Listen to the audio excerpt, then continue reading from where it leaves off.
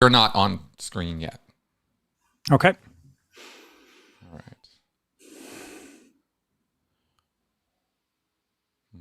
right. All right. Well, let's see. Looks like we are streaming.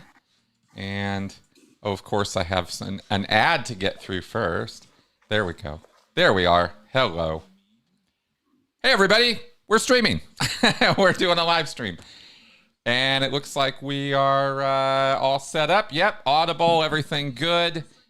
Excellent. All right. So without further ado, let me turn the volume off on here so that I'm not hearing myself. Okay, let's go back to here. Go here. Hi, we are back with, and you can see I'm joined by Jon Atack here. I've got him on screen now. Hi, Jon. Hi, Chris. Good to see you. Good to see you. I know there's a little lag in trying to follow it on YouTube and stuff, but it looks like we're all sounding good and looking good and ready to pick back up on where we left off. So let's go ahead and actually, let me go over here. Nope, let's go back there. Okay, good. I've only got Jon on one screen here, so we're going to put him on the screen where both of our pictures are small, but you can see us. We left off talking about the Scientology CS1. This is a book. It's a booklet that Scientology puts together, and it's a collection of words and terms and phrases that are defined in Scientology for auditing. Scientology auditing is its counseling services, as they say, although I really don't think of it as counseling. I think of it as straight up mind control. And Jon and I have been talking for years about auditing and the auditing process in Scientology and what it is and how it's done. And then this book came across my plate, and we're doing part 2 today. That's why I'm referring to this earlier episode we did a couple weeks ago, where we started breaking down this book, because part of the reason why Scientology is so, I don't know, damaging, destructive, horrible, awful for people, and not just an alternative belief system, is because it uses this methodology, auditing. And Jon, how do you think about auditing when you are thinking about auditing or talking about auditing? How do you describe it? It's a systematic form of thought reform. Yeah. It's a way of bringing about psychological compliance and slavery, and creating a situation where you believe that you are becoming more self-determined, but what's actually happened is you're becoming more other-determined, or to be exact, more Ron-determined. That's right. And it is incredible that, having looked at many systems, I mean, more than 100 systems of counseling over the years, this is quite unique. No one else has devised anything as elaborate as this. Yes. And it's kind of, if the left hand don't get you, then the right hand will, that there'll be something there to grab hold of people. And the way that it was brought together, I mean, we've come to the word engram in this excursion. And this word actually dates back to the 1930s. It's not a Hubbard word. It was defined in Dorland's Medical Dictionary in 1936 as a lasting cellular trace. And Hubbard, probably was reading the Reader's Digest in the waiting room at the dentist one day. And of course, he stopped going to the dentist, didn't he, after 1938, because he got too frightened about it. But he was sat in the waiting room somewhere, and as ever, saw the Boy's Own Book of Psychology or something, grabbed this thing and sold it. But the idea was that he looked upon that we have cellular memories. And there was a psychologist called Richard Simon, who was a German, who was particularly up in this field in the 30s, with the idea that you could unlock, if you poked these cells, then the memory would ekmorphize. There's a word that Hubbard didn't use. I think it's a rather jolly word, ekmorphize. I've never heard that word before. Ekmorphize. Ekmorphize. We'll be using that every day from now on in big sentences. Did you there was this ecmorphize? Wow. There was this existing theory, and we hear from Ron Hubbard that he wanted to call them norns or coma gnomes. I think coma gnomes. Coma gnomes. I remember that in an early draft or manuscript, right? Yeah, and that's confusing as well, because Dianetics, the original thesis, was written after Dianetics, the Modern Science of Mental Health, to pretend there had been an original thesis, and there hadn't. So he was somewhat of a trickster. Wasn't he, though? Wasn't he? Yeah. And that's kind of the whole basis of this. You know, Scientology began with Dianetics in 1950, and this technique of what we could describe maybe safely as covert hypnotism or unknowing, trance induction and putting people into a place where maybe they are more suggestible. Would that be an accurate way of describing that? Yeah, and of course he initially uses the hypnotist term reverie, meaning initially a daydream, but reverie describes a light trance in hypnosis. Don Rogers, who was with Hubbard as he was writing The Mental Science of Modern Health, told me that when he got the commission to write the book from Art Sepos at Hermitage House, who were a medical publisher, and Sepos had a session with Hubbard and was blown away about how fantastic it was. When he got the commission, Hubbard said, deep trance hypnosis isn't popular at the moment. We'll have to think of something else. And there was no research. So what he'd been doing was putting people into trance and, they'd get remission of their asthma or whatever it was for a few days, and then it would come back. Which technique, I think we talked about this somewhere along the way. There's a guy called William Brown, who was a very well-known doctor in the UK, a psychiatrist, dare I say, who developed this technique in the 1920s and used it on the famous writer Agatha Christie, which is why I know about it. I only heard about this a month or so back. And I got the technique. It was used by a guy called Andrew Salter before Hubbard in the US, but you can trace it right back 20 years before Hubbard. And then he hits this obstacle, which is it's unpopular using this full-on trance method. So what you do is you induce reverie.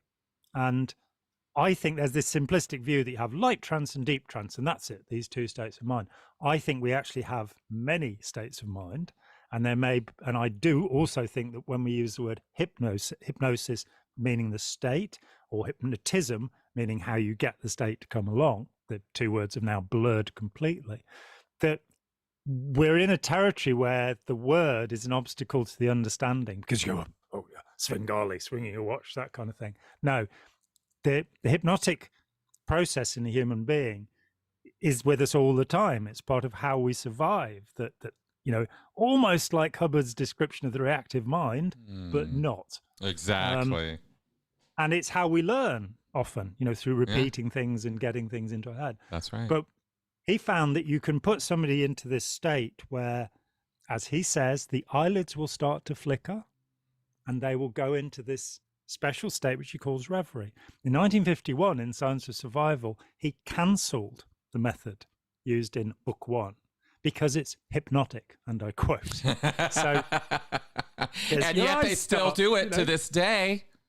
They still package it, market it, and publish it as do Book 1. Yeah, it came back in, I think it was 77. It gushed back in, and we were all meant to read the daft book. And you read the daft book and you go, this is 400 pages. It's got nothing to do with what we're doing. And indeed, with all of the Scientology books from the 50s that were stuck on the end of courses, they weren't relevant. In fact, they often contradicted what was on the course you were doing.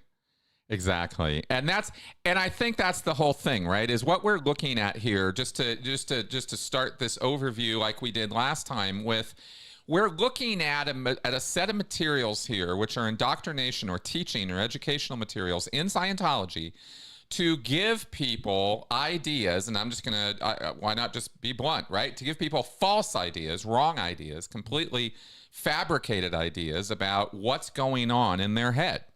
What their brain or their mind, not their brain, what their mind consists of, how it's partitioned, how it's created or organized, and how Dianetics and Scientology techniques or auditing addresses these made up constructs. And all of this is designed to give a person a reasonable, seemingly rational explanation for why they are experiencing certain feelings and sensations and things during the course of the techniques that Hubbard has devised to apply to people. As I see it, and John, you tell me what you think of this. The way I see this, no matter what form of auditing you're doing, objective or subjective, confessional or repetitive, grades processes or OT processes, whatever it is you're doing, and there's a lot of different techniques. You're inducing feelings in a person and then giving them an explanation for why they feel that way. And you do that often enough, repetitively enough. You set it up with this CS1, with this booklet, and then you put people through this process or these series of processes and over and over and over again to the point where this becomes their reality. This becomes the way they view the world. They can't view it any other way than through this lens. And because this lens is a false lens, it's false. This information is just not true at all. People end up absolutely positive that things they've experienced or feelings they've had or epiphanies they've experienced, right, are the result of A, B, and C, when in fact the reality is it was not A, B, C at all that was doing that to you. It was X, Y, Z, and they couldn't be more different. Does that make sense? I mean, Ron Hubbard said that things can only persist if they have a lie entered into them. That's right. And the lie that underlies all of Scientology is the idea that it's a science, that the methods are hypotheses that have been tested in experiments that are capable of verifying or falsifying the hypothesis that has then been replicated by a distinct and separate team in another place, and then you start heading towards having a theory. That's how science is made. This was made by Ron Hubbard at the age of 12, meeting Commander Thompson on board a ship through the Panama Canal and spending a few days with him. And he, I think, must have referred Hubbard to the only material that was really broadly available in the English language at that time, which is 1923, which are the Worcester, Massachusetts lectures.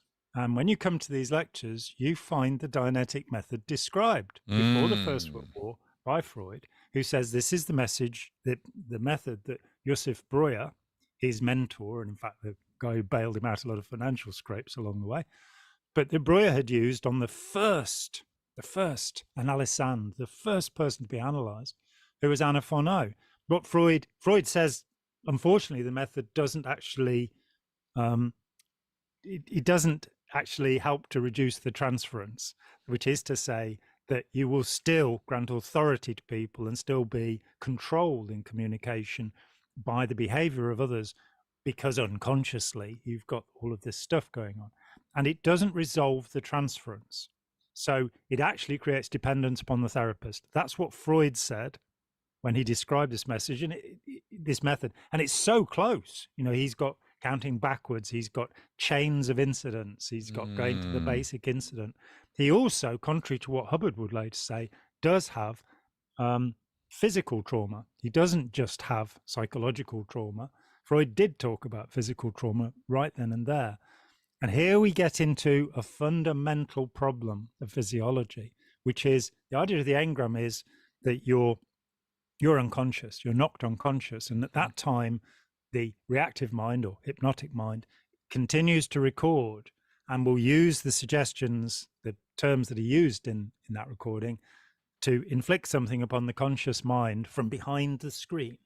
Now, the first problem is memories are not formed during unconsciousness. This is something that's been a matter of study since the 1950s. You will never get a boxer to remember the 10 seconds that led up to him getting punched and knocked out. That's been long observed. And that's because the process of memory formation stops happening. So Hubbard's already, he's got us at this starting point, and he's got a great story. It's this thing that, oh yeah, you know, these things are happening to me because of this mysterious thing inside my head. And the significant thing I think to understand is you don't have any body thetans, you don't have any demons, you don't have any engrams. There isn't an agent inside you who is your enemy and is trying to undo you, which is a fundamental idea in Freudian, you know, the id, this little That's beast, right. which Hubbard turned into the genetic entity, or the superego. These things are metaphors. They're not real. And in the same way, Hubbard constructed an incredible city of metaphors, which are all fabrication. They're not, but they make such a good story. It makes such sense. If I get down to the basic, the first time I got, and he spends a lifetime looking for the first incident, which gets, you know, 75 million years ago, it's Xenu and the body thetans. Then we go back, you know, 1.25 quadrillion years in the end. I thought a quadrille was a type of dance, but there you go, that's me. And he keeps trying to find this originating incident out of which all of these things come. And there is a fallacy, a fundamental fallacy in this, which is exemplified in the teaching about the misunderstood word. And the idea is that if you can find however many trillion years ago you misunderstood a word, when you clarify that word, you will recover your education. Mm-hmm. Well, no, because you won't have understood anything after that. And so you won't recover anything. It's not going to work. And the engram's the same, that, you know, we've seen a great shift in therapy since the 1990s. People are less and less concerned about so-called dynamic therapy, where you're remembering your trauma, you're remembering or abreacting, trying to relive your trauma, which is very much what Dianetics is about. Mm-hmm. And what was found in the 90s, when actual science was applied to this, is that if you debrief people about their trauma, they often feel worse. It often takes them longer to recover. So it's a presupposition that if you remember the dreadful thing that happened to you, it'll stop happening to you. Well, no, not necessarily. Oh, yeah. And therapy has moved more into the present and said, what are you thinking while you're doing this, while it's happening, which has given us cognitive behavioral, which is effective for many people, not everyone, but many people. Yeah. No, absolutely true. This whole model of let's regress into the past and go back into the past because somehow the trauma is hooked into the past, like it's caught with a hook on it, and somehow if you can go back over it and release it or talk about it or regress it, you know, enough, then you'll somehow unhook it and this trauma will release and it will be gone. And that's just not accurate. It sounds wonderful. It sounds like such a great thing. It sounds great in the same way, you know, that it's like, oh, well, if we could just get past our hostility, then, you know, the world would be a peaceful place. It's like, it sounds great, but we're a little more complicated than that. And trauma is not a thing that was developed by our brains over the millions of years of our evolution as something that's supposed to impede your life and stop you from surviving. That's the entire. It didn't develop for that.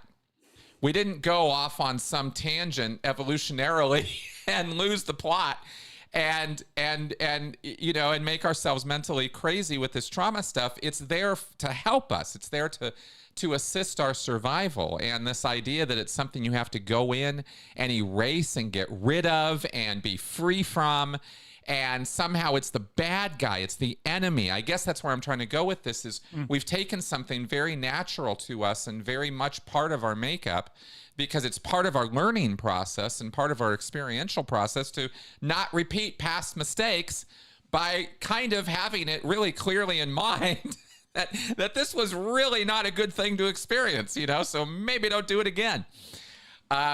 So how do you go back and erase all that? That doesn't even make sense. You know, how do you, you know? Yeah, or refile it somewhere or other. Yeah, that was always a confusion. That which one are we doing? Are we refiling it or are we erasing it? That's right. And as you say, it derives from a kind of hydraulic method of the mind, where with Freud, you've got this idea you've repressed something. So this thing is a hidden agent So there is, I would say there is no such thing as the unconscious mind. There are unconscious processes, but nobody's actually found this other thing that's inside you that's secretly, and I think it messes people up horribly. Yeah. Believing that you're inhabited by demons or engrams or any of this.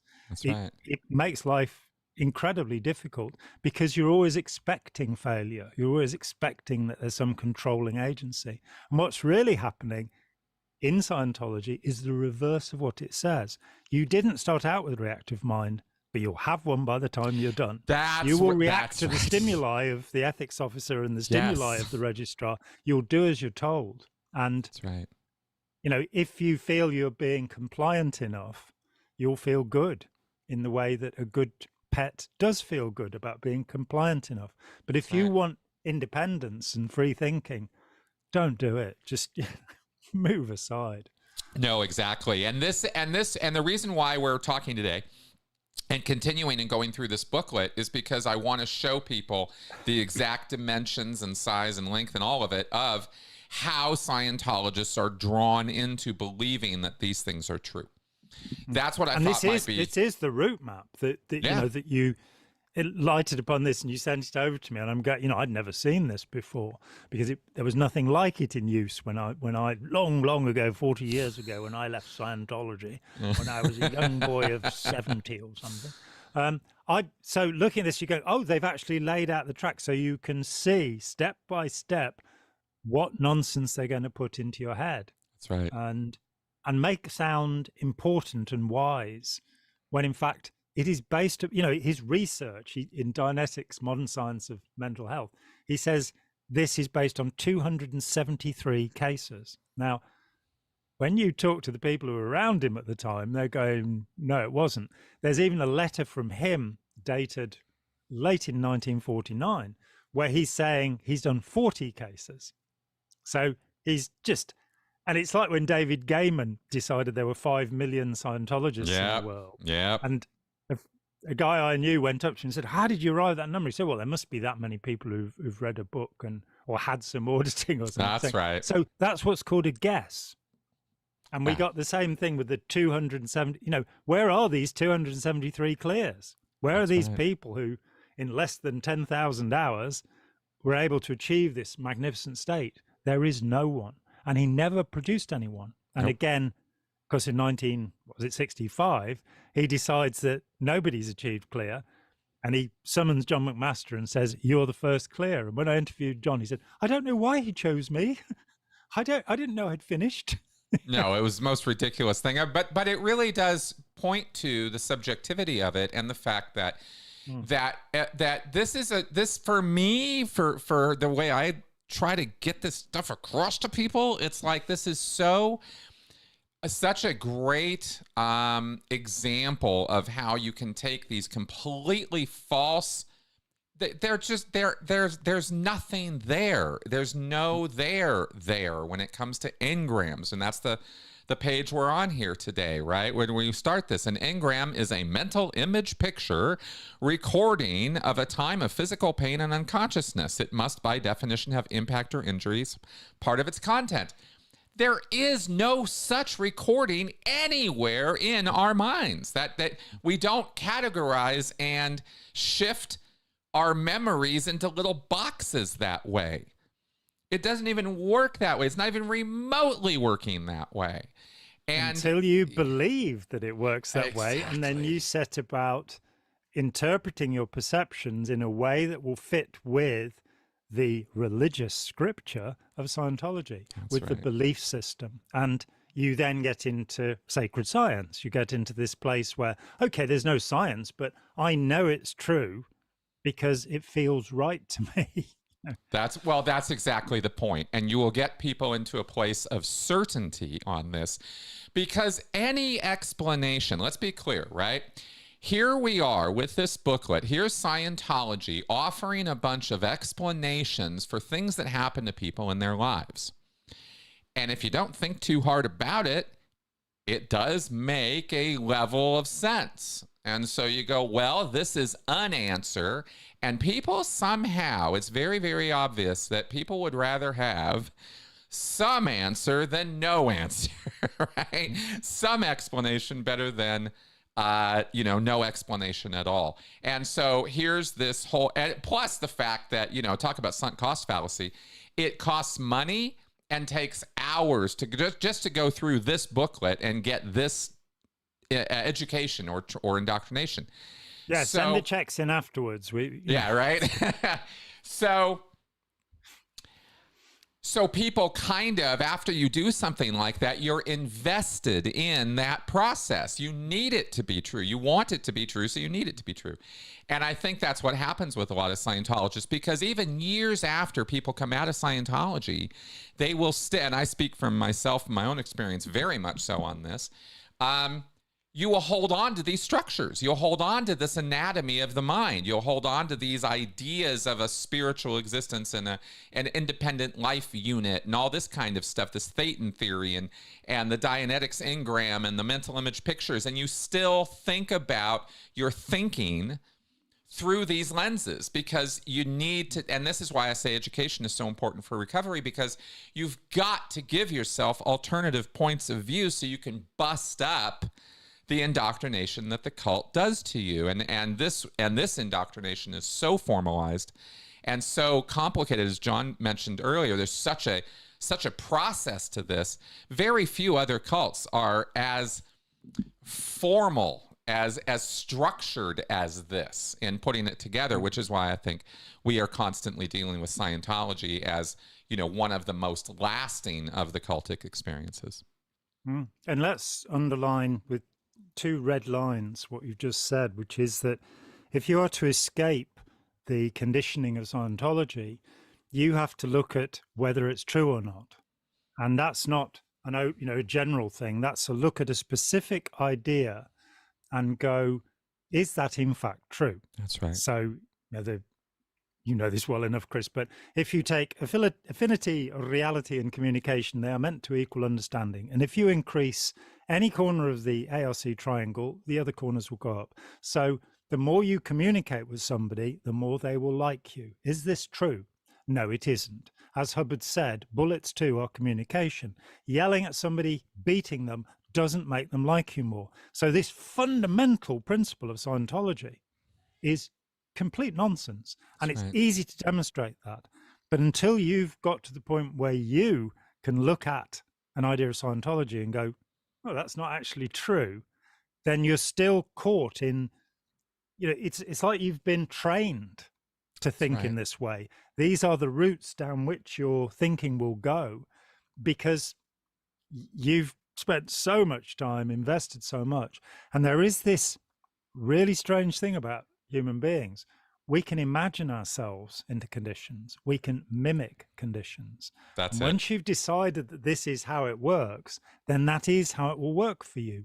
When I talk to a literalist Christian, and I was talking with, you talked with him the other day, Anthony Spurgeon, who was in a traditionalist Catholic. Yeah. And he was basically explaining this simple idea: the more pain you can cause yourself, the happier you'll be in heaven. Exactly. And once you've got that idea as a truth, you start banging nails in yourself. That's right. It's really not very good for you. And I don't think Jesus wanted you to do it, personally, but and it's a thing, because let's talk about this for a second, because this is a really good point. Our minds are very, very powerful when it comes to what they can do to us and how and our physical health and well-being. It's, this is a whole complete system that one affects the other. Everything's affecting everything else when it comes to our body. And I believe personally that this is all there is. I don't see a spiritual component. So, but I always make the point, if you really want to change somebody's mind, drop a hammer on their toe. That'll change their mind right away, right? You can change people's thinking. There is no such thing as reality. Yeah, by doing things to them, right? But if you give people a construct, a framework, an understanding of how things are, they will fit their worldview, their perceptions to that construct. No matter how wrong or bad it is, the the amazing thing about our mind is we can make a round peg, we can shove a square peg into a round hole. Mentally, we're very, very able to do that. So it's interesting how you can give somebody this whole educational process, and we're going to start going through the pages here in a second. And by doing so, you create a reality with them through the way they are viewing the world that seems to work for them for a time, until they start bumping up into where this model or where this concept or framework of reality, where it doesn't really work. And then you're going to run into the walls. You're going to bang into these things. You go, wait a minute, this doesn't make any sense. And to the degree that you can explain away or justify or rationalize that problem, that issue, that's cognitive dissonance. And the smarter you are, the faster and easier it is for you to do that. Which is why we say intelligence is no defense for this, right? Absolutely not. And critical thinking is a way of approaching it. But if our critical thinking, if we have come to believe things, we've become certain of things, we don't have the facility to critically think about ourselves. And I want to make this point that this isn't the first pseudoscience. This isn't the first time that incredibly complicated system has been brought forward. If we look at the origins of the tone scale with Galen and the four humors by which the body works, blood, phlegm, and the two types of bile. I don't know how many people out there know that the word melancholy means black bile. It's because you've got too much black bile in your digestive system, which is one of the alkaline chambers. I don't remember whether it's the ileum or the jejunum. It's one of the two.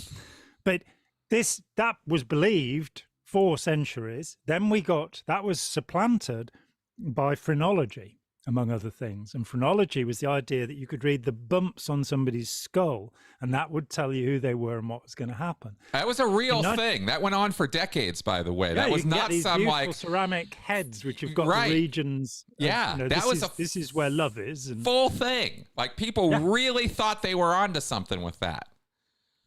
It's really amazing. Along that, in the 19th century, when fingerprints come along, around about 1900, what's being used by the police up until then are facial types.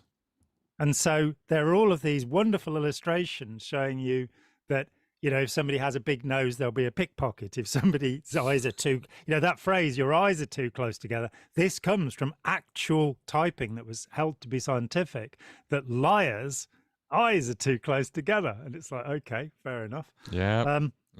And then we get into, a great piece of pseudoscience that's actually just being brought into the British system, having never been here before, which is the polygraph. There's a great book called Tremors in the Blood, which is a history of the invention of the polygraph, where the guy who largely came up with the idea says it's just a kind of psychological third degree. It's a way of beating somebody up so they'll confess. It has no basis in science or reality. It measures your anxiety, if anything. And of course, the E-meter is an aspect of the polygraph, the Wheatstone Bridge. That's right. So here we have a pseudoscience, and you come to it, and clever people tell you, well, this is right and this is true. And you find yourself believing the system. So let's say that you were born into an Aztec household, somewhere in the 1400s, and you'd be told, if we don't rip some hearts out today, the sun won't come up tomorrow. It's very hard not to accept the system you've been given, because if the sun doesn't come up tomorrow, we're all dead. Yeah, that's right. People keep slavishly believing and following the routines they've laid out. That's right. That's exactly the case. And this is part of the installation now. Let's go ahead and take a look at this, of these thoughts and concepts in Scientologists' heads. And Scientology has a very rigorous, very formalized, and very bizarre set of ideas. And I can only say bizarre because I've been out for 10 years, so it's taken me a while to figure that out. Because I used to think all this stuff made total sense and was very, very sensible stuff. Engrams, right? Mental image pictures containing a moment of pain and unconsciousness. Well, that's not how pictures are are created. That's not what they are, and that's not how we file away our memories. But taking a look at this now, we have, secondary. And this is another kind of engram. A secondary is let me see, make sure that this is showing up on the screen. The idea is that once you have an engram, you can form a chain of other engrams, secondaries, and locks. These will be incidents on the same chain. Again, right. This is the term that Freud used. That's chain. Right. Yeah, exactly. So you get the engram in the earlier picture. Yeah, the guy getting hit by the car was the one who had an engram. And here, the secondary is this other picture of severe and shocking loss or threat of loss, which contains misemotion, unpleasant emotion. And here's another term, just kind of sort of, dropped casually in this definition. Misemotion, that's right. Unpleasant emotions, such as anger, fear, grief, apathy, or deathfulness. Here's a value judgment all the time. Right? Here's a value judgment being laid on your emotional life that's just sort of casually tossed off. We're going to categorize all of these emotions as unpleasant, as bad, as misemotion. And all of these emotions get the full, they get to be called emotions. Boredom, contentment, pain. No, pain would be under misemotion, but that's a misemotion. Above 2.0. What Hubbard is right? telling us, these are the things that he's trying to avoid. Right. And of course, when we look at, one of the words on this list is grief. Grief is not a misemotion; it's a proper emotional reaction to upset and loss. That's right. That's right. So you don't want to just banish it. He's all about, I don't want to experience that, because his constant state is terror. That's right. Blame, shame, and regret, as you might say, that Hubbard was, in fact, in hiding most of his life at -8 on the tone scale, running away from things, not facing or confronting things, and bullying and yelling at anybody that got in his way. So in terms of misemotion, Hubbard was somebody who was angry on a daily basis, furiously angry. That's right. That's right. And I wanted to follow up a little bit on that comment you made earlier where Freud said something about it doesn't resolve the transference, but the methodology also seems to, I think you said something about how the operator, the person, the psych, the person in charge, right, of the session, would gain a degree of control or authority over the person. Freud says it creates dependency. That's it. The more you do this, the more the person will become an auditing junkie. They'll want to have more of it. And they won't really realize that while they've achieved status within the Scientology group, and they may be making more money, but their relationships will generally be crumbling in Scientology. Yes. Because you've now got to... One of the first encounters I had with the Scientologist after I got involved, he sublet his flat to me. And I said, is there anything you don't like? So as not to annoy him by, leaving my mustache hairs in his bath or anything. And he said, wogs. And I, being a regular English person, went, oh, no, two of my close friends are Indians. What do you mean? And he said, no, non-Scientologists. And so he was saying he didn't like non-Scientologists. There's an interesting starting point. And that sense of exclusion, I now belong to the sacred brotherhood. I am one of the elite, the electoi, as they were called by the Gnostics, and you are inferior people. That is such a terrible narcissistic sense that is granted to every Scientologist who pays their money. That's right. That's exactly right. So this whole engram secondary thing here sets up the beginning of this concept of chains. I think we're going to get into that.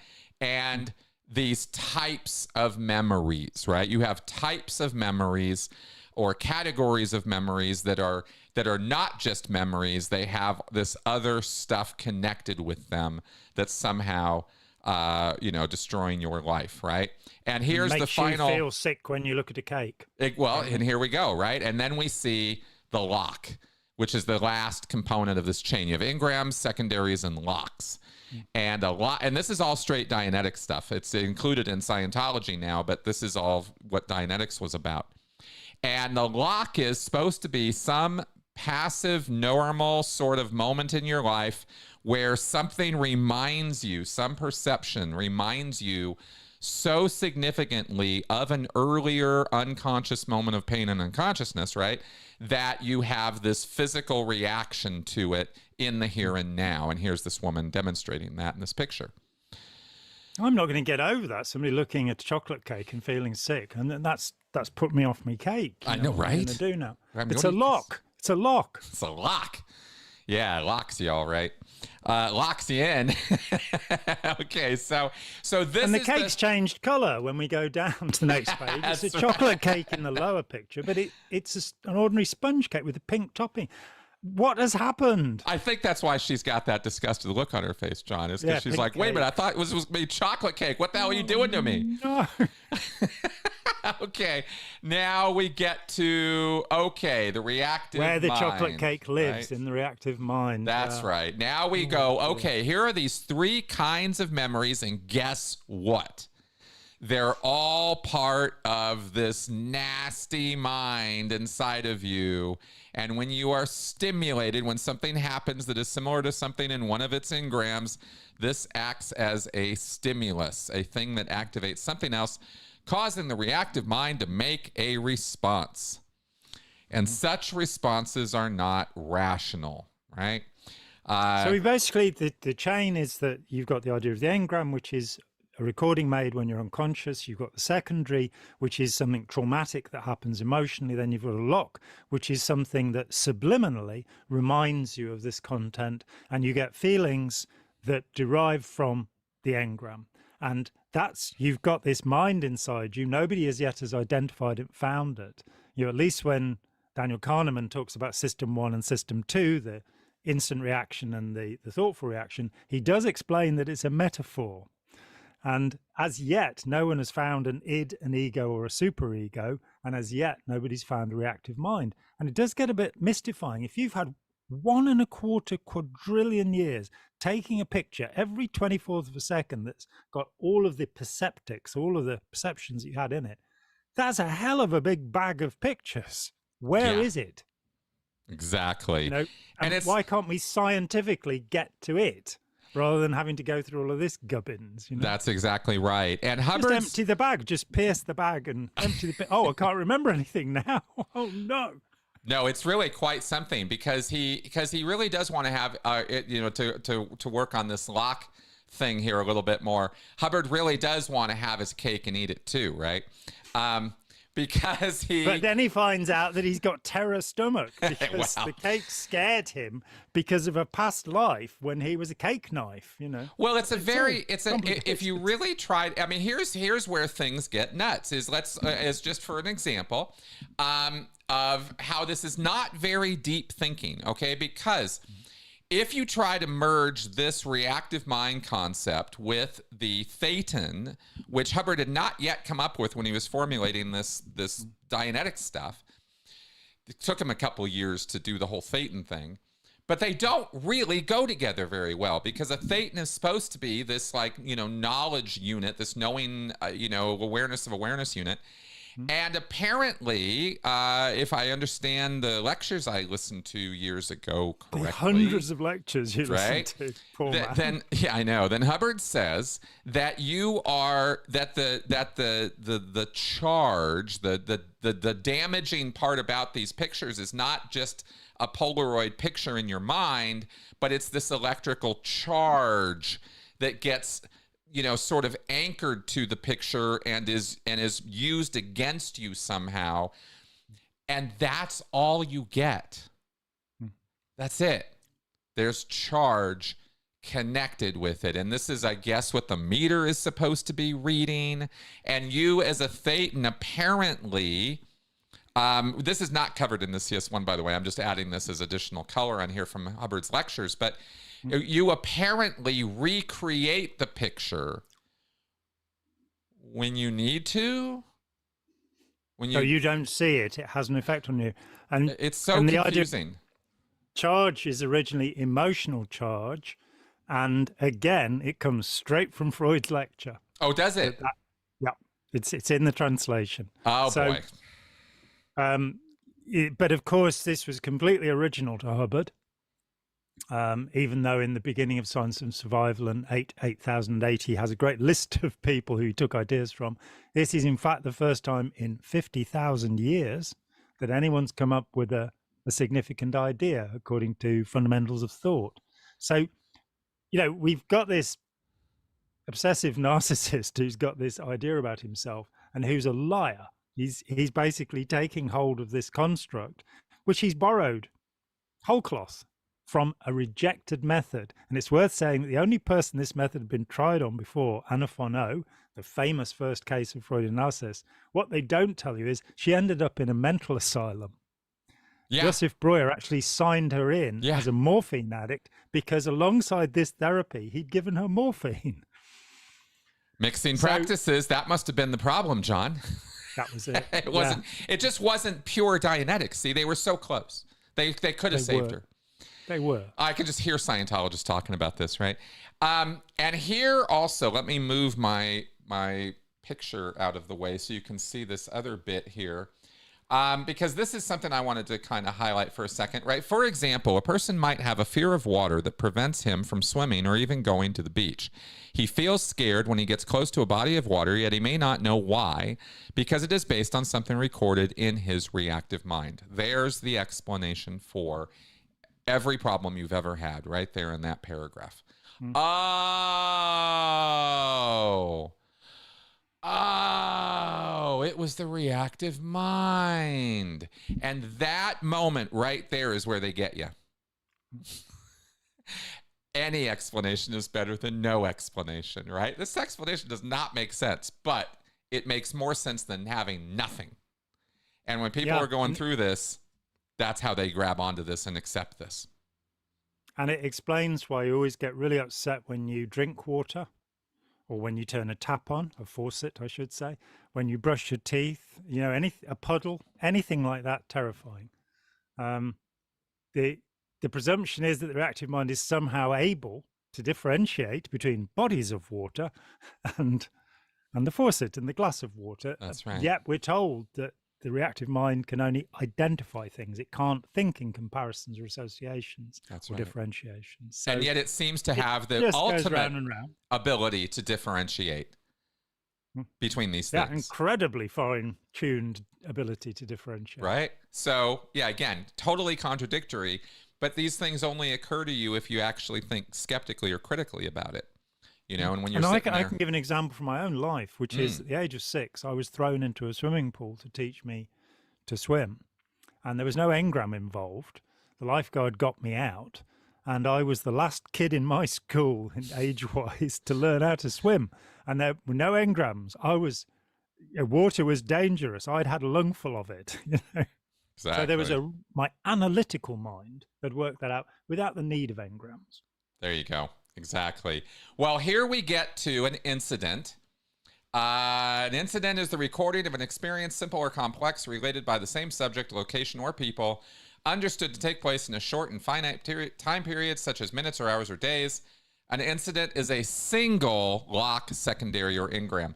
This is actually a general term incident for an engram, lock, or secondary. If they had just said that, it would have been a little simpler. Because an engram, a lock, and a secondary are never lots and lots of incidents. They're always single incidents.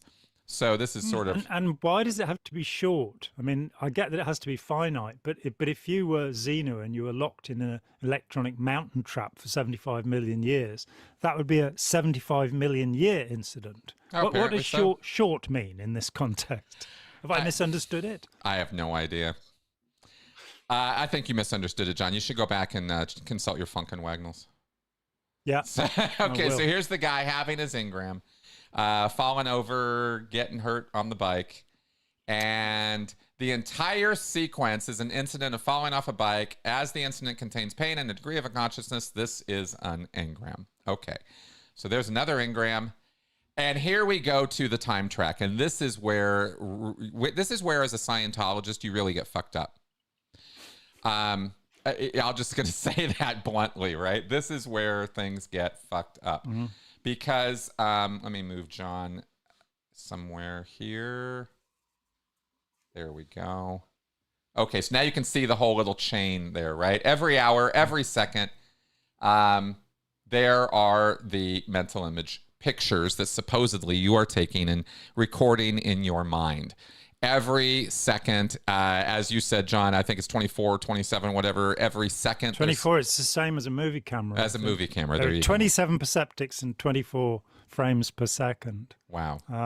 And we have here on this time track thing something that's really important to point out, which is it is very exactly dated. If you don't get the exact date of an incident, then it won't erase. Correct. If you look to the original edition of Scientology: A History of Man, which was updated in 2007 so that this error wouldn't persist, it says this is a cold-blooded and factual account of your last 60 trillion years. It's only 80 pages long. A few pages later, it says 73 trillion. And towards the end, it says 76 trillion. They've all been corrected to be the same now. But Hubbard, in the 2 weeks of investigation of the last 60, 73, or 76 trillion years, couldn't find the exact date of the period he'd researched. So, you know, that's why Scientology doesn't work. If we knew exactly when it came from, then we'd be able to just erase the whole universe, just like that. And then where would we be? Oh, clear, I guess. We'd be nowhere.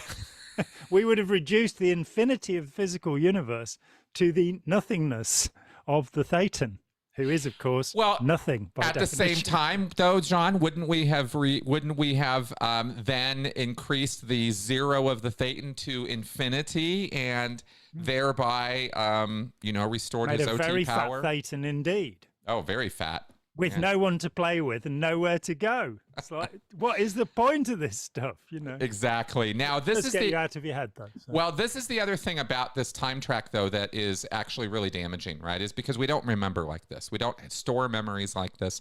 Memory doesn't work like this in any way, shape, or form. It's not a consecutive series of Polaroid pictures with all the perceptions you have stored in some location in your mind. That's not how it works.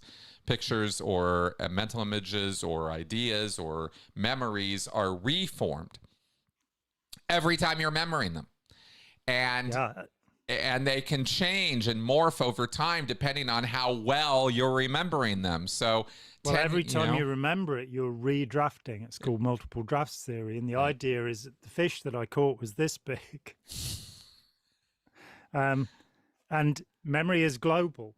There is no location for these little pictures in the mind, and there isn't room for them with 1.25 quadrillion years.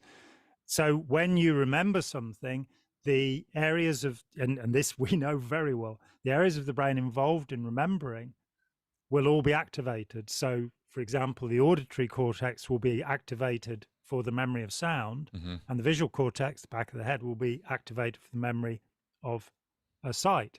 This year, new work has suggested that language, which for a long time has been associated with Broca's and Wernicke's area in the brain, isn't actually there. That language too is global in the same way that memory is.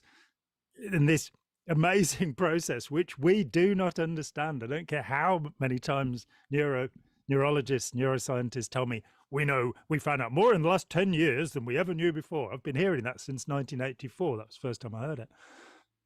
We don't know enough to understand how the brain, or indeed the mind, of which the brain is a principal component, is working. We don't know. But we do know that it isn't working this way. That's right. Well, that's exactly right. You don't have to know how something works in order to debunk somebody's bullshit about it. And that's one of the things that Scientologists will throw at you, or conspiracy theorists will throw at you, or crazy people throw at you, right, as well. Well, then if you can't give me a better explanation, then I don't have to listen to you. And it's like, no. It was the Wizard of Oz. Yeah, and that's what I believe. Right. Come back down, right? Yeah. We can show that this isn't true, even if we can't necessarily give you a full blow-by-blow on how memory works. We do know that Hubbard's model of how memory works is bullshit. And it's been bullshit for a very long time, right? When people used to use things called video recorders, psychologists used to say, memory is not videotape. That's right. Now, I'm not really sure how we'd say that now. But what Hubbard is putting forward You know, very much as Freud gives a model in the 1890s that belongs to his time. It's hydraulic. That's the state of the art. You know, in the 30s, people would go to lunatic asylums because the radio waves were scrambling them. Then television came along to mess people up. What Hubbard has is a model of the movie camera, one frame every 24th per second, that and the calculator, which he, of course, he looked out. They were called computers back in 1950. But he does say it's a held down 7. It's a number on an adding machine. Your mind is fundamentally a mixture technologically of a movie camera and a calculator. That's right. That's right. That's his model. I'd like model. to think there's a bit more going on than that, you know? A lot more. And that's a really good point, John, because we really can't model things beyond our ability to understand them. And so we have to use analogy and simile and comparison. And and in the 1950s, when Hubbard wrote Dianetics, computers and machines and all of this was you know, as it is now. I mean, this constantly pushing the technological envelope. But those were the fanciest, you know, best models Hubbard had, was a computer and a movie camera, right? And so he analogizes the mind to that. But what we've come to learn is, just like the 4 humors centuries ago, yeah, that fit for that time within that frame of understanding, but it's not real. It's just not good enough. It was as good as they could. Thunder is not actually the god Thor banging a hammer above the clouds. It sounded good at the time. That's right. Within their ability to understand it, that made sense. It's very, very, very likely that 100 or 200 years from now, people are going to be laughing at us. Right now. I hope they will be. I hope we'll have, you know, achieved something by living, and if that means bringing a good laugh to people in terms, oh, look at this video that Chris and John made, it's hilarious. It's so cute. Oh, they were so cute back then, you know. They didn't know that burgers and fries are the basis of a healthy diet. Right. As Woody Allen has it. Exactly. So yes, Spike. Verity here, and asking Chris and John, would this be what they refer to as perfect recall? The reason I said that this page is where things really start fucking with you is because this page gives you the idea that you actually could have perfect recall. What they call, what Hubbard referred to as eidetic recall, a perfect recreation of every incident that's ever happened to you in the past. Photographic memory. Which he himself most certainly didn't have, because he gives different accounts of events in his life, even down to facts, you know, so that he talks about the syllogism in the false data stripping policy and attributes it to Socrates. Well, when he was giving the Phoenix lectures in 54, he attributes it correctly to Aristotle. So he gives you false data in the false data stripping thing, but never mind. Wow. But the point is that his memory, and he should exemplify all of these things. He should be the man with completely balanced emotion who doesn't have misemotions like anger, like fear of dentists. You know, he should have a perfect intelligence. And, you know, I thought of him, and you know, the picture crumbled in the last couple of years I was in Scientology, because you tend to project the hero inside you, who you failed to be, who you believe, you know, is, you know, the person who is best and the most. And to me, one of those qualities, I don't often lose my temper. I'm lucky. I was born this way. I don't think it's anything to do with anything else. I just got lucky. And for me, people are angry and shouting are lost. They don't have control of themselves. When I found out that Hubbard gave severe reality adjustments to people, you know, particularly the poor teenage messengers around him, that destroying these poor kids, you know, with this horrible temper, it's like, I don't want to be like him. So therefore, perhaps this is not the place for me. Perhaps I need a philosophy that will lead me towards a good place rather than becoming a maniacal monster, you know, who's always boasting about how great he is and how wonderful things are, who's overweight, spotty and has a big lump on his head, you know. Exactly. Just not ideal, really. Well, not at all. And when you look into the anomaly of people who seemingly can remember everything that happened to them, or great levels of detail about their past, you find their mental anatomy and the way they describe how they go about doing that. I've spent a little bit of time looking into that. Is very, very, very unique and different from how most other people are doing it. It's an anomaly to be able to remember everything in your past. It's actually a bit of a curse in some ways from the people who can do it, saying that, right? They're like, yeah, this ain't necessarily the best thing in the world to have. It's a Midas touch because our memory does seem to differentiate. We have a kind of data memory and we have episodic memory of our own lives. I think my episodic memory is probably pretty normal, which is to say that 99% of what's happened to me in my life, I can't remember. Yeah. You know, I don't need to remember it. Why do I need to remember it? That's and right. On the other hand, my people comment on my data memory, which is, you know, above average. And the two things, what you find with people who've got phenomenal episodic memories, they can tell you, you know, how many segments of grapefruit they ate in, you know, 1975 on the 4th of March or what have you. And there are a tiny amount of people who seem to have this facility. They are no good at academic subjects. They have difficulty learning things. There seems to be a bias that has switched one way. So you one way or the other. And so this idea of perfect recall, it's now, you know, it's 73 years since this book was published. Nobody has come forward with this perfect recall. Nobody. And of course, Hubbard got into trouble at the Shrine Auditorium a few months after publishing. That's right. You know, Sonia Bianca, I can't remember the other. That's right. There's her real, and Anne somebody or other. Yeah. And she was a physics major who couldn't remember any, and the first clear that he was going to put on show, couldn't remember any physics formulae. And when he turned his back, she couldn't remember the color of his tie. Exactly. And this is the only time, as far as I'm aware, that he ever tried to demonstrate the scientific veracity of his method, and it failed. Failed miserably, and it was actually humiliating for him because people were just getting up and walking out. The Dianetics craze went from May to August, and 150,000 copies of the book sold, and thereafter, until the Anderson report in 1963 in Victoria, I don't think Scientology ever got to 1,000 members. Then the media picked it up, and for 8 years there were government reports and lots of newspaper coverage. And instead of there being 500 people in 63, there were now 20,000 people, all through, I've just read this in the New York Times or wherever, this criticism of Hubbard. And that attracted people. So that's right. You have to watch out for that. Well, that's for sure. Alex is saying in the chat here, I remember an OT8 once who forgot my name. So much for Total Recall. Yeah, it's pretty bad. Okay, let's move on. But I wanted to highlight this point on the time track and everything we were just talking about there, because this sets up for people not just false ideas, but false standards. False levels or bars of expectation that they then create for themselves.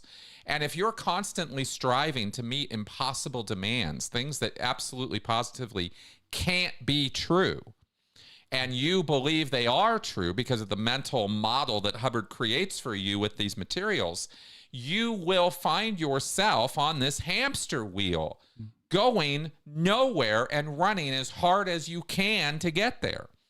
That's what this sets up in people, and I can't stress enough the damage that can cause people. Yeah, and I can give you an example. One of the people I met when I got into Scientology was one of the most cheerful, ebullient, and friendly people I'd ever met. She was absolutely wonderful, and talking to other people that were around the Birmingham Scientology mission at that time, her name will come up again and again as a reason why people went there. And 4 years later, having not seen her, because I'd moved down to East Grinstead to do things, I saw her again. And she was so upset. She was just constantly and permanently distressed. And eventually, after I'd left the mother cult, I had a conversation with her, and she explained to me that what had happened was that she'd gone to do OT3 and she couldn't find any body thetans. And what had happened for her beyond that was that she felt shamed because she couldn't find these things that other people were willing to hallucinate, Right. having paid the money. Right. And so you can get into the belief system, and when you realize it's not working, you can blame yourself entirely, which of course is the gist of Scientology and indeed any cult.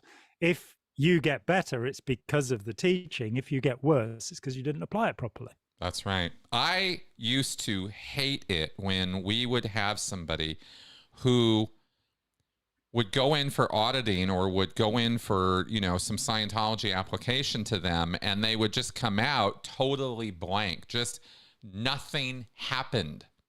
You know, they're coming out complaining, right? Like nothing happened. I can't find it. I don't see it. It's not there. And you're sitting there going, well, it's clearly there. So the problem must be you. And so then it's undercut, trying to constantly get this person. It's like Mary Sue with the exteriorization thing, right? Decades of you know, Ron, I'm not going exterior, dude. You know, you keep talking about thetans, and you know, and this is his wife, right? And even after, and she called him a charlatan in the conversation I reported. Yeah. And he said, "What do I have to do to prove it?" And she said, "I want to go exterior." And so poor Otto Rose had to run. I think he dug out 90 processes for exteriorization. And after a few weeks, she was just, I can't take any more of this. Exactly. And that's what we're talking about here today, right? As far as like, what is this setting up in people? It's just as damaging as false information are false standards. A behavior of ethics, of memory, of ability, you know, and Scientologists set all the bars at 1,000 and then don't give you any means by which to get there. They just propose, well, this is so amazing and you can be amazing. And it feels really good for a long time to feel like you can be a god, but it never manifests. So, moving along here. Here we go. Charge. The stored quantities of energy contained in mental image pictures in the reactive mind. So I guess pictures in the analytical mind don't have any energy stored in them, just the ones in the reactive mind then, yeah? That would explain why that big bag is invisible. There you go. And in the course, and here's the key part of how you are told to believe. This is where they're laying some foundations here for future suffering and pain that you're going to be experiencing as a Scientologist.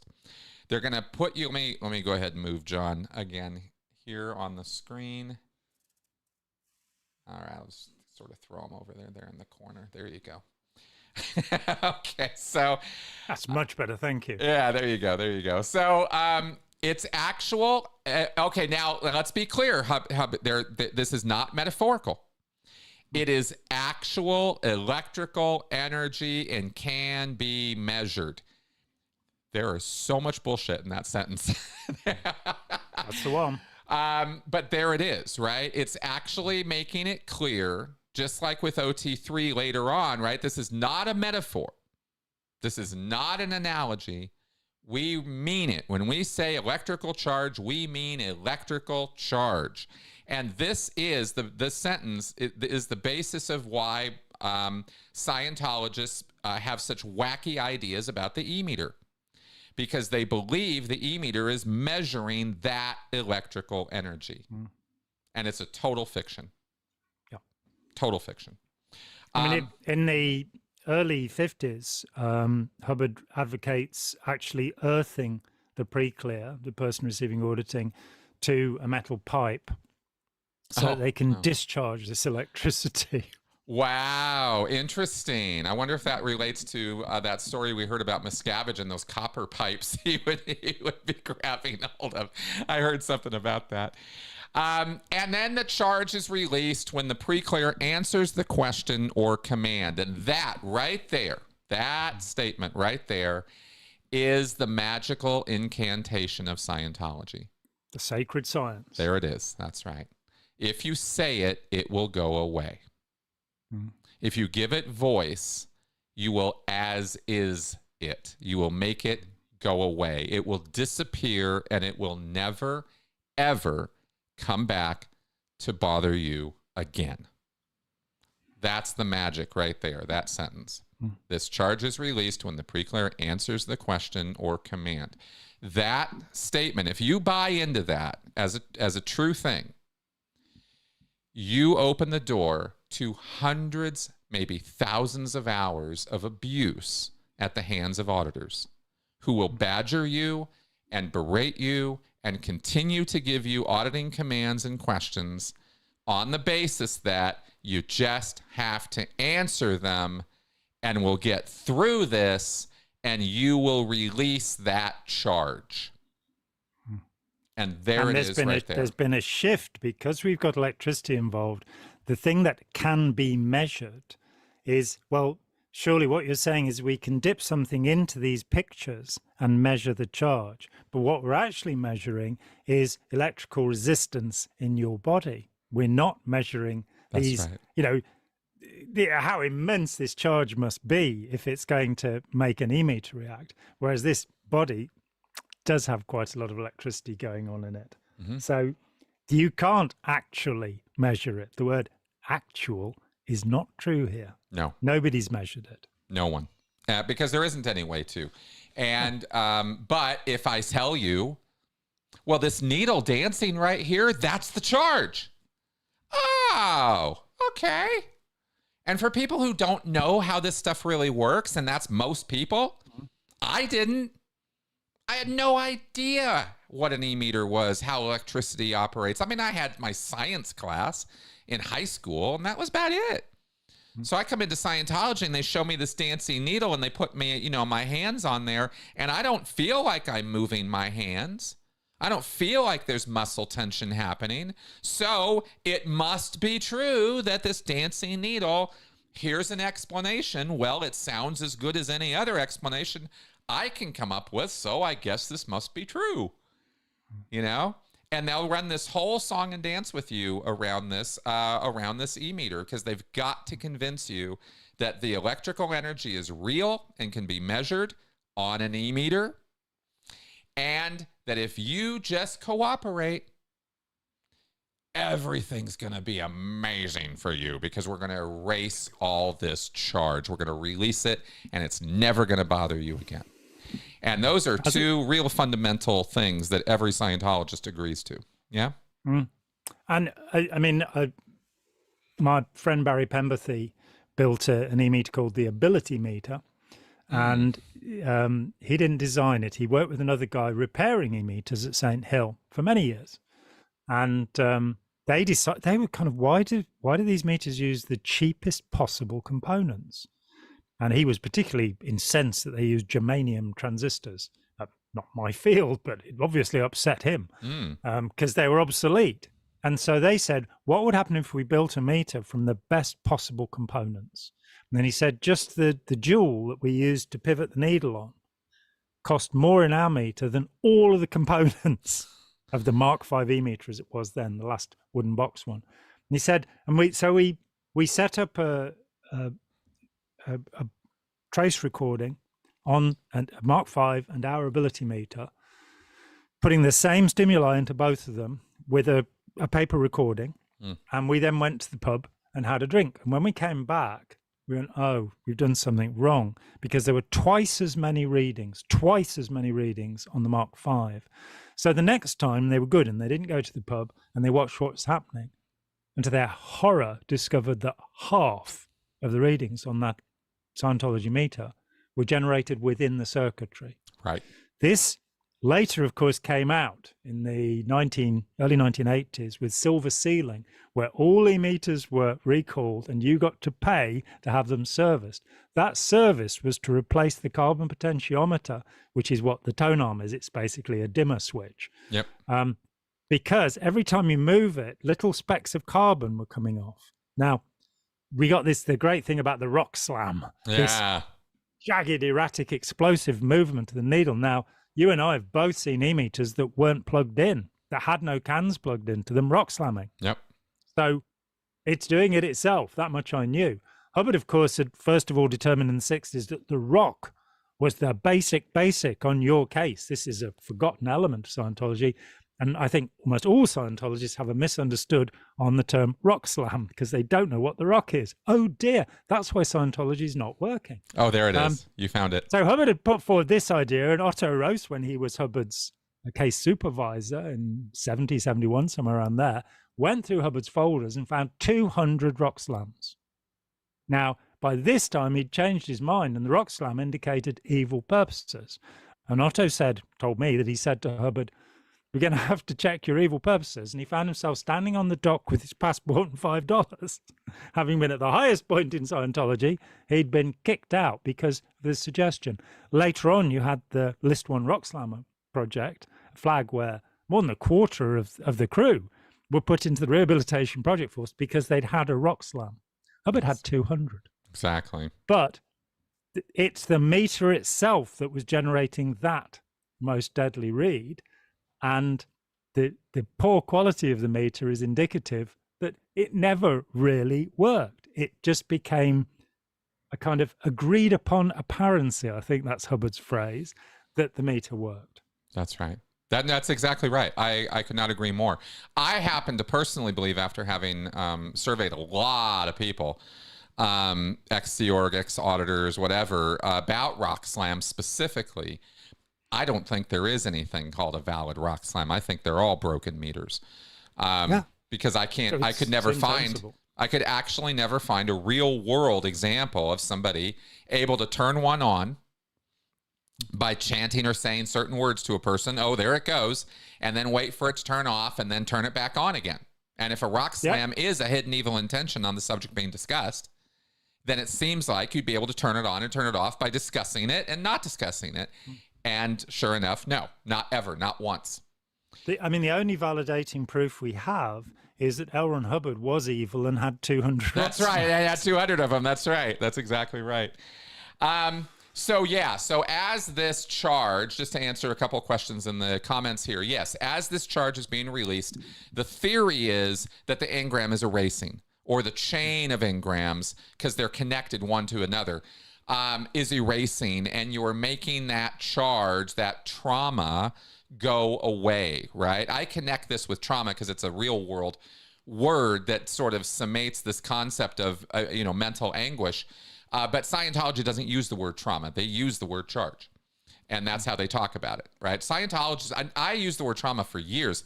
We never use that word in Scientology. They just don't talk about it that way, right? They have this whole other language connected with it.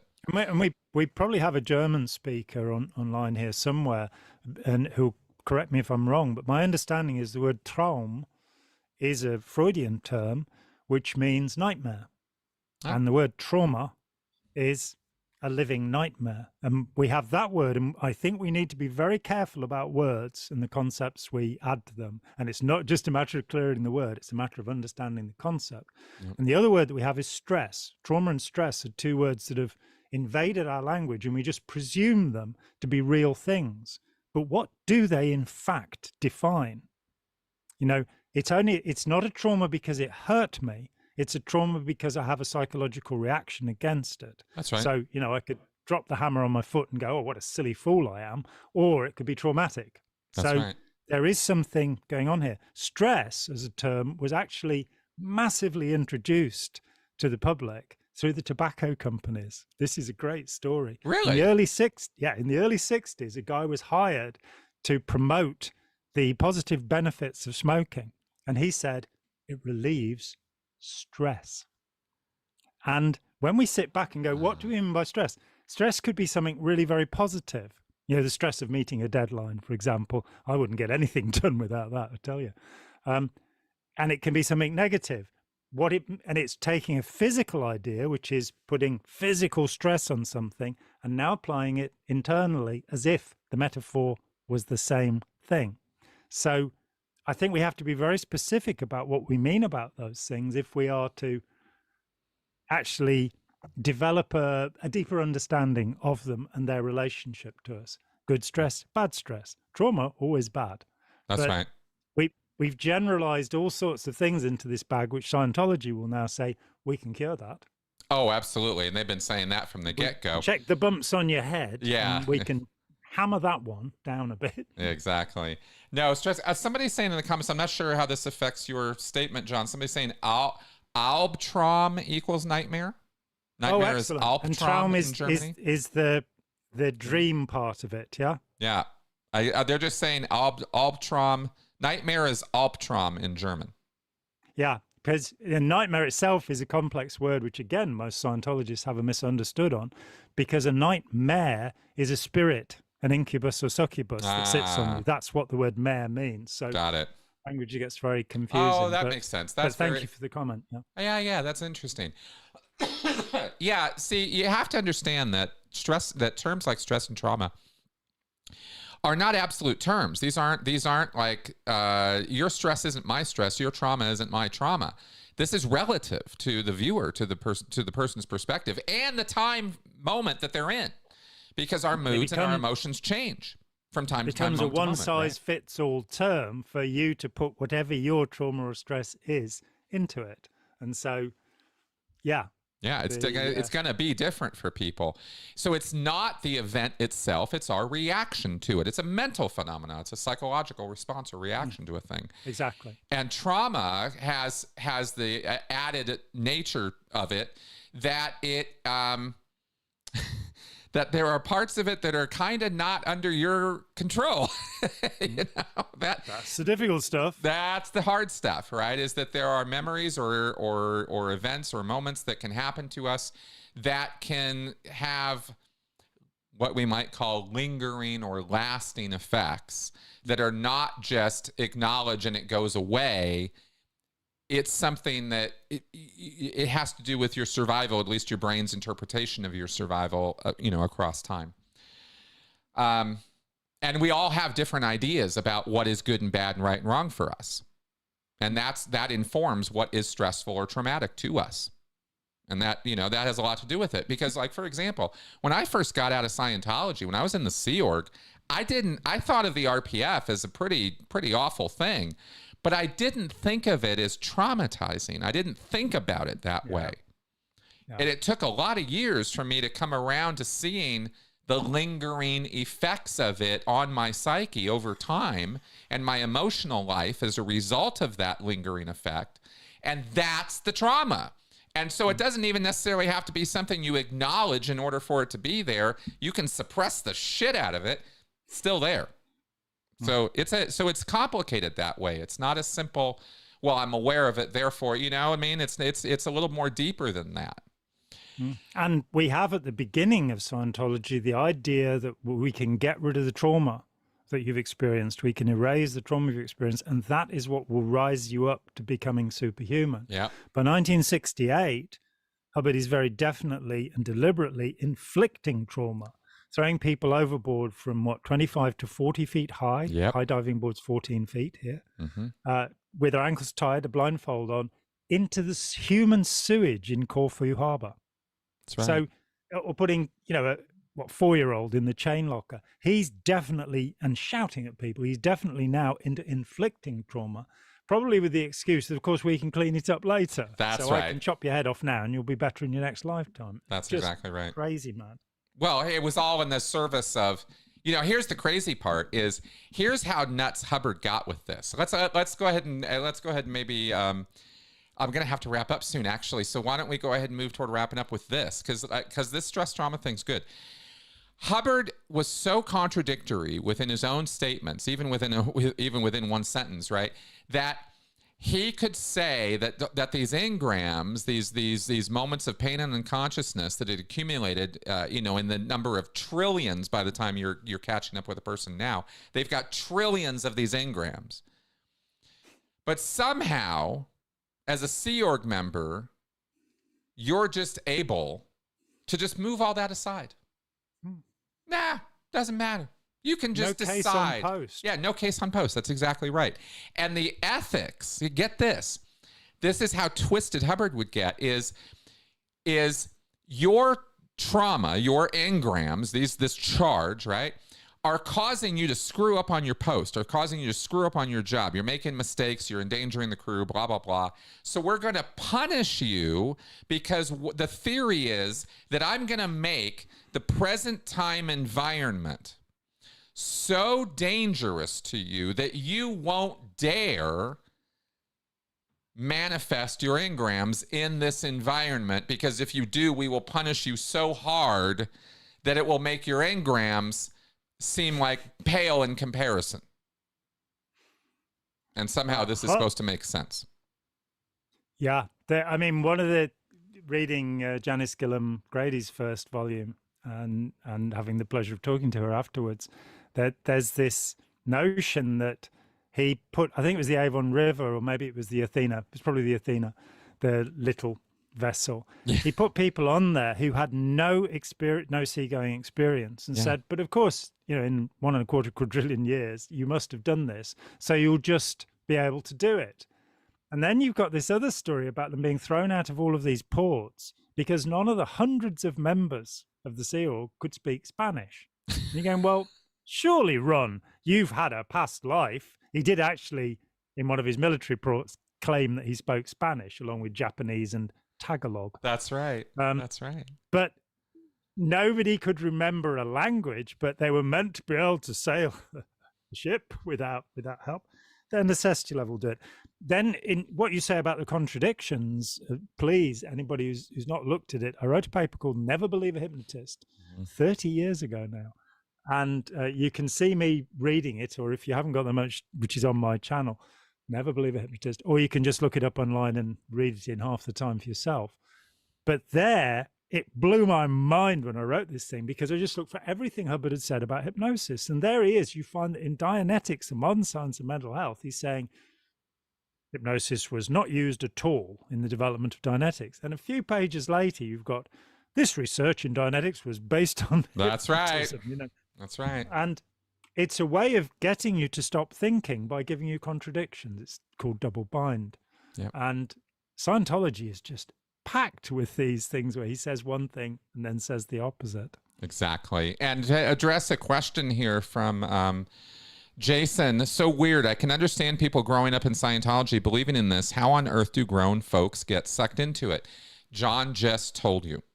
You confuse people, and and especially in the process of giving them answers. People think they're getting answers, they're confused by it, but it sounds like it makes sense, so they know it's on them, so they sit and think about how can this possibly make sense, and they'll chew on it until they make it make sense. That's how people buy into this. Yeah, we fit ourselves to it. And I mean, when Robert Kaufman wrote the actual book called Inside Scientology, the first one, he ends up with this beautiful statement, which is he left the science fiction world of Scientology to re-enter the science fiction world of reality. It's not as if the culture around has got everything worked out, right. Understands how. We don't know how it's working. We don't know how the mind works.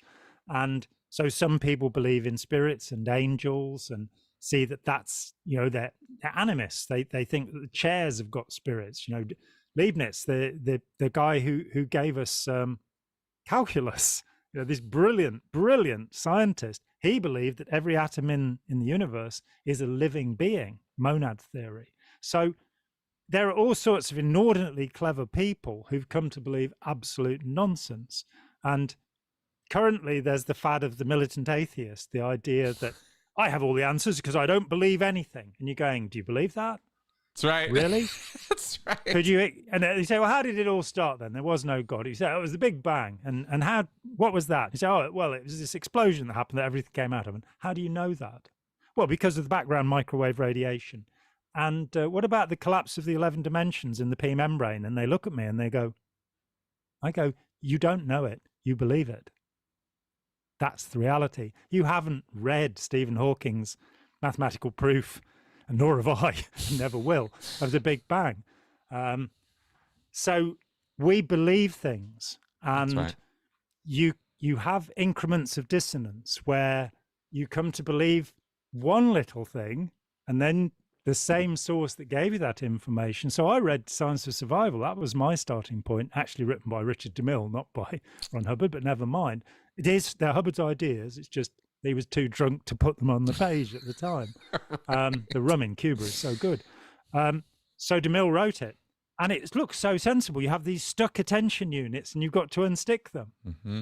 And a few years down the line, I'm sat there, after 7 years of secrecy, finding out that 75 million years ago, Xenu exploded beings, and I'm sat there going, but they told me I was a natural clear. Why would I have these things if I'm a natural clear? But right. I didn't, because they don't exist. Right. But yeah, you can get people to believe in ghosts. You can get people to believe in all sorts of ideas simply because it's a good story. It seems to make sense. That's right. That's it. And that's all it takes. I really can't stress enough. Stress. Yeah. This is good stress, by the way. This is good stress. That's right. Good trauma. You got to understand something about mental health. If people have answers that they believe are true, regardless of how bullshit they are, if they believe they're true, and they can rest at night because these ideas give them comfort, certainty, security, that's all they need. They don't need anything more than that. And as long as their physical needs are being taken care of, right? Money, shelter, transport, they really don't have any stress. That's it. After that, it's interpersonal drama, and that's it. That's all it takes. It doesn't take the truth to bring people mental calm and health. It just takes solidity, certainty, security. That's it. And these answers... A nice fairy story. What's that? A nice fairy story. That's right. And if people have that, they can chill, right? They can be calm. They can be chill. And that's all it takes. And Scientology does provide that at first. And then it gets really, really, really ugly. And the reason I wanted to go over this, and the reason I love talking to Jon about this, is because we can go on to all the nooks and crannies of it to show how at the end it's a nice story that gets really, really ugly. The roots of that ugliness are always there. They were there all along. And that's what I'm trying to show here, because this is an exercise not only in cult education, but in trying to get across to folks, right? The red flags that were present at the beginning, that they just flew by. I flew by them. I totally flew by all of the red flags. I thought, I'm feeling great. I'm feeling secure. I'm feeling wonderful right now. What's the problem?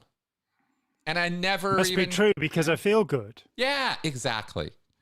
Exactly. And that's, I think partly I'm saying all that to address a couple of the comments during the show here today about, yes, this sounds like it makes sense. It feels like it makes sense at the time. People can get wins off of this, but it's all just built on a foundation of toothpicks. There's nothing there. And it really is quite something how good we can feel on the basis of nothing. Which is why your feelings can fool you, and why your feelings aren't necessarily always to be trusted, and why you got to engage those frontal lobes kind of no matter what you're doing, just to sum it all up in some kind of moral of the story for today. Look before you leap. That's right. That's right. Think twice. Exactly. Don't sign the contract. Go home and talk to the missus. That's right. It is true though that we have to live. Claude Dennett put it that the self is the center of narrative gravity, which sounds beautiful, but it is true. David Copperfield by Dickens, he starts out, it remains to be seen, words to this effect, if I will be the hero of my own life. Each of us is the hero of our own lives. Each of us has a tremendously limited perception of the world. Human beings don't have as good a perception as dolphins, dogs, and sometimes probably goldfish. Our perception is very poor. Our eyesight is very poor. Our hearing is very poor. There are a lot of wavelengths we don't perceive at all. Then taking that poor perception, we have our interpretation of it. And our interpretation of it, by the time we're about 5 years old, much of that interpretation has been formed. Unfortunately, we weren't there when it was That's formed. right. We can't remember what happened. And so Exactly. we have all sorts of prejudices, all sorts of bizarre ideas that are passed to us by the people who are educating us and our caregivers. And we will tend to believe that the things within our own culture are the correct things. So, when I studied English at school, I was told that you shouldn't use the word got. That's Got right. and get. That's right. They're clumsy, ugly words. That's And every time I see a writer who can only use got and get, can't use make or do or something like that, I go, oh, that's wrong. But that's just because I was taught it was wrong, and it's a bit of a hard sound as well. That's right. So we live within our own system. If you wave your shoe at your neighbor, then so what? Oh, if they come from an Arab country, you have just, or in this country, if you do this, which is a sign that came about after the battles with the French, because the French, if they caught English longbowmen, would cut their fingers off. That's and right. It means I've still got my fingers. It has come to mean something quite different in the narrative that we have. So if somebody raises their fingers like that, then in this country, don't do it, because it's extraordinarily, it's same as flipping the bird here. Right. These things, all of these symbols, all of these ideas and language, all of these things around us that are part of our culture that we take to be true, and they aren't true. They're just part of our culture. Exactly. And we can be brought to believe almost anything, frankly. That's correct. And that's why I say I don't really, at the end of the day, it's, cults and cultic behavior and even Scientology, it's not necessarily about the beliefs, it's what they do with them, right? Because abuse is and manipulation and deceit and hurting people is an action. It's not words on a page. And there are plenty of people who've believed in Scientology who have sought only to do good with it. That's right. I was in touch with the writer A. Van Vogt in the 80s. And I, as a kid, read his stories and thought he was just a brilliant writer. And I was horrified when I found out that after Hubbard had sold him on Dianetics, he never wrote another story. And so when I'm in touch with him, 34 years later, he spent the rest of his life auditing people with Dianetics. He doesn't believe in any of the spiritual claptrap and the Satan stuff or any of that, but he still believes that this is a useful method. And I think that because he was a decent person, he will probably have helped people, because I believe that therapy generally is a therapeutic personality rather than the therapeutic method. So, if you have good intention and, you're not using a hammer and chisel, then you can actually get a good result just because you're a nice person. So again, with the independent Scientologists and the vast majority of people who are within the group to this day, they're trying to do good in the world. They believe they're doing good because they've been sold on this story of how the world works. It's not really workable. The reality is, as yet, the central problem for humanity is what's called the hard problem of consciousness. Nobody has solved it. Nobody has come close to solving what consciousness is and how it functions. So we're all of us believers. We're all of us saying, this is my best guess. And it's getting to the point where you have enough skepticism to say, I may not be right. I'm willing to consider alternatives. Give me some cognitive dissonance. Make me think about what I believe and see whether it's true, rather than ferociously defending the beliefs I have, which is what we tend to do. That's right. That's right. I couldn't agree more. Well, Jon, thank you very much for joining me today with all of this. I really appreciate your input and thoughts and experiences on this. And we'll doubtless keep doing it for the next 10 or 20 years. Probably Until we get to the last page. We're at page 48 now. I know, it's kind of silly. And we'll see. We'll probably do another part. Maybe I'll go through this thing and sort of get some broad strokes that we can cover, so we can see about finishing this thing off before it becomes part 21. Before we die. Yeah, exactly. Because it's important, but it's not that important, right? We got other things to talk about too. All right, but folks. It is interesting. This is actually the map of Scientology. Yeah. Yes. That's why I wanted to go over it with you. That's exactly why I wanted to go over it with you. Yeah, because that is what this is. When somebody sent me this, a supporter sent me this book that they had bought from Scientology, and going through it, I was like, it's all in here. Jon and I could go through this and we'd break it all down. And that's what we're doing. So that's what we're doing. And our right. stats are up. Part 21 sounds good. Okay, Mimi, thank you. Okay, guys, thanks very much for your support and your comments and your viewership today. It was kind of fun. So we will see you guys again on the other side of the bridge. There we go. All right.